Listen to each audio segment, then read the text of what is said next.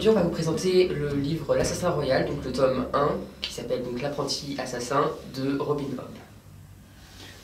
Robin Hobb est une auteure américaine, née dans les années 50.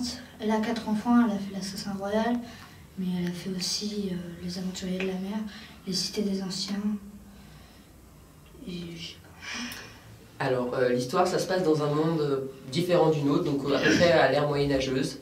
Ça raconte l'histoire d'un jeune garçon qui s'appelle Fitz, qui est un bâtard, né du roi servant, donc le prince, héritier du royaume.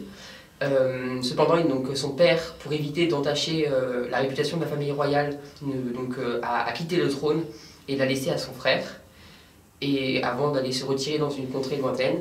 Et Fitz donc, va, en tant que bâtard, être élevé à la cour, à la cour du roi.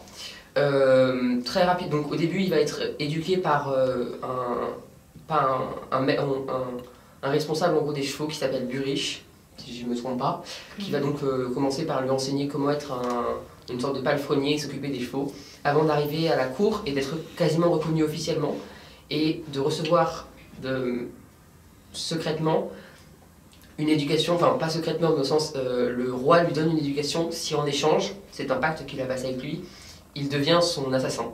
Il va être entraîné par Umbre, l'assassin du roi, et il va apprendre toutes sortes de façons de tuer des gens avant d'enfin partir en mission. Et pas que de tuer des gens, aussi de se protéger de tuer, oui. Parce que oui, il va se faire souvent attaquer. Voilà. Et donc il va se faire des ennemis, particulièrement dans la famille royale, donc, dont l'un des personnages s'appelle justement Royal, qui est quelqu'un d'un peu envieux, jaloux, qui voudrait hériter du trône, et veut essayer de prendre le pouvoir en essayant de réunir des soutiens, et donc va détester Fitz justement parce qu'il est en gros l'assassin du roi. Parallèlement à ça, Fitz développe une sorte de pouvoir, oui. Et télépathie, etc. Et puis il se lie à un chien.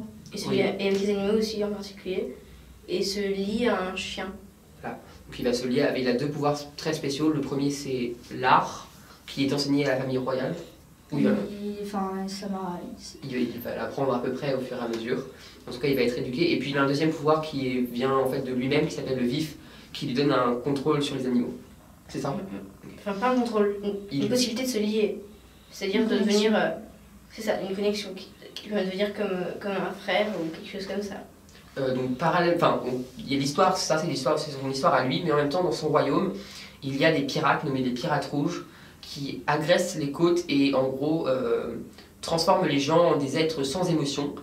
Et ça va être un peu autour de ça que va tourner l'histoire, parce que tout son royaume est en train de se faire lentement mais sûrement saigner à blanc. Des personnes meurent ou sont transformées en ces créatures sans âme, on va dire. Et le royaume commence presque à être au bord de la guerre civile à cause de ça, car les duchés ne s'entendent pas entre eux. Et du coup, lui, il va donc servir au roi et va devoir lutter pour que son roi reste encore sur le trône. Et puis, je pense qu'il n'y a pas grand-chose d'autre à ajouter au niveau du résumé. Maintenant, on va passer aux avis. Alors, tu comprends ça, non? Oui. Alors moi, j'ai beaucoup aimé ce livre parce que c'est bien traduit, je pense. Oui, puisque c'est écrit en anglais à l'origine. Et donc c'est bien. C'est des personnages. Le personnage, on s'y attache directement. Et on s'attache aussi aux personnages autour, même si après ils meurent parfois, mais on s'y attache quand même. Et puis les méchants ne sont pas non plus. Enfin, ils ont quand même leur raison d'être méchants. Ils sont pas méchants. Enfin, Fitz n'est pas gentil non plus. C'est aussi un méchant. Enfin, dans le sens. C'est un assassin. Je suis d'accord avec toi, Anna. Les personnages sont assez attachants. Il y a plein de personnages assez variés, donc même parmi les méchants.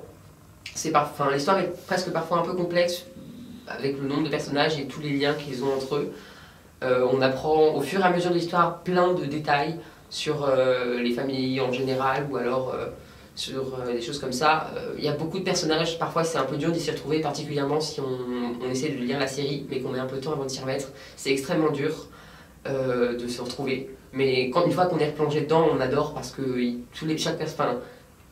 toute l'histoire est concentrée autour de chaque personnage. En fait, chaque personnage apporte une sorte de brique à l'histoire et en fait que c'est vraiment quelque chose de vraiment très intéressant à lire.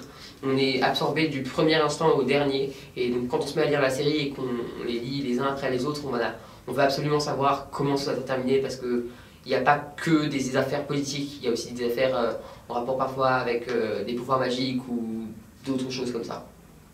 Ouais.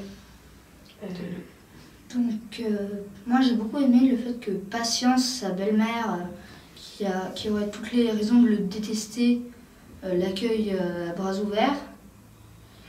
Ça c'est vrai. Et j'aime bien le fait parce qu'il lit, il crée il a des liens avec des personnes un peu partout, par exemple au village en dessous de la forteresse. Il tombe amoureux d'une fille et la suite c'est dans le 2. Voilà. Donc en tout cas c'est un vraiment très bon roman si vous voulez commencer une série. Par contre, ce que moi je vous conseille c'est que si vous décidez de tout lire, faites-le, n'attendez pas un an avant de commencer le suivant, faites-le vraiment dans la continuité, de façon à ne pas vous retrouver totalement perdu en recommençant. Parce que, sincèrement, moi j'ai expérimenté ça. J'avais arrêté à un moment. C'est très très dur de s'y remettre. Enfin, encore, j'ai une bonne mémoire donc ça va, mais c'est vraiment compliqué Comme il y a beaucoup de personnages, beaucoup de liens, et que tous ces liens ont un impact sur le livre prochain, on ne peut pas ne pas les lire à la suite.